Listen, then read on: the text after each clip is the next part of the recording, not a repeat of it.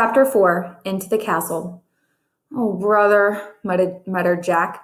He threw his stuff into his pack and moved toward the drawbridge. He hoped no one would see him. It was getting darker. When Jack got to the bridge, he started across. The wooden planks creaked under his feet. He peered over the edge of the bridge. Are there any crocodiles in the moat? He wondered. He couldn't tell. Halt! Someone shouted. A guard on the top of the castle was looking down. Jack dashed across the bridge. He ran through the castle gate and into the courtyard. He heard the sounds of music, shouting, and laughter. Jack hurried to a dark corner and crouched down. He shivered as he looked for Annie.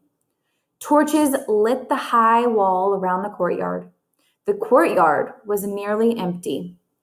Two boys led horses that clopped over the gray cobblestones. One of them was the knight's black horse. Psst, Jack! Jack peered into the darkness. There was Annie. She was hiding behind a well in the center of the courtyard. She waved at him. Jack waved back. He waited until the boys and horses disappeared into the stable. Then he dashed to the well. I'm going to find the music, whispered Annie. Are you coming?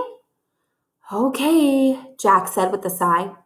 They tiptoed together across the cobblestones. Then they slipped through the entrance of the castle.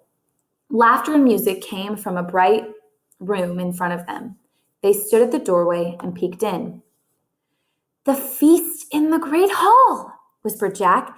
He held his breath as he stared in awe.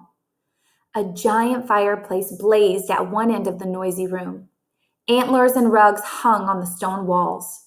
Flowers covered the floor. People in bright clothes and funny hats strolled among the crowd. Some played oddly shaped guitars. Some juggled balls in the air. Some balanced swords on their heads. Boys in short dresses carried huge trays of food. Dogs were fighting over bones under the tables. Men and women dressed in capes and furs sat at long, crowded wooden tables. I wonder which one is the knight, said Jack. I don't know, whispered Annie, but look, they're all eating with their fingers. Halt! Someone shouted behind them.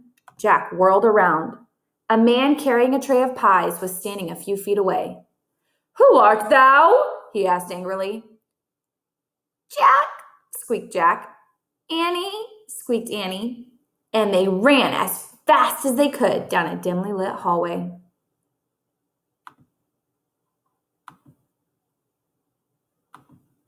Chapter 5, Trapped.